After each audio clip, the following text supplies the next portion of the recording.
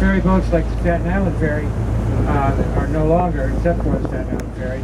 But now a company called New York Waterway and a yellow boat like the one we're on, New York Water Taxi, do a lot of passenger ferry service. So this is the new phase here. And the smaller terminals, the bow loading, just like you got on this one. And then coming up is Circle Line and then World Yacht. Actually, World Yacht first. And that big square barge that's up near land there is actually used to be a tugboat. It was a kind of a boxy looking tugboat, and there was another section that went with it that was the barge. But the barge and the tugboat looked alike. You might want to mention about where the plane landed and the waterways. Anyway, I'll point out something. Anyway, so they bought that, and now they converted that into floating offices. So, and just north of that is Circle Line, very famous tourist attraction for trips around Manhattan, and they've been here for quite a while. Unique. And a certain someone used to go up there and buy a 25-cent Coca-Cola to look down at the ocean liners as they were sitting in their piers and trying to take pictures. Coming up is Pier 84. This used to be the Italian line and the American export lines. And of course it was where the Andrea Doria would have landed had she not sunk in 1956.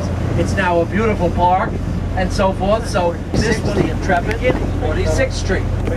And the space shuttle is now housed in that big walled-in thing. This was the United States Lines home where the SS United States berthed. They both had sheds. Just think to the days of taxis pulling up, steamer trunks, movie stars going to Europe, everyone having a festive time, and streamers and horns, all of the glamour of yesteryear. And this was all where it took place. And anybody from VIPs to tourists, this is where you most likely would have sailed from. Coming up, Pier 88 was the French line, now largely rebuilt, and where the Normandy burned in 1942. Pier 90 and 92 was the Cunard line, where the old Queens and all the other Cunarders docked. So these piers in the summer were sometimes 8, 10 liners in at one time. It was a magnificent sight, and the newspapers like the Daily News and the Old New York Mirror used to have photographs of the liners in. It was not a holiday, it was just part of New York.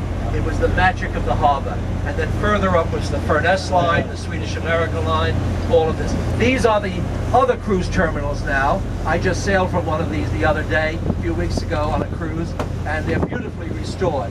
It's the original steel from the 30s. This is where the Normandy burned, right on this side, the north side. So underneath is probably quite a bit of Normandy debris down in the mud. And I have the pleasure with my wife of owning the fireboat that sunk Normandy. That was John J. Harvey. And John J. Harvey and other city fireboats came up to put out the fire.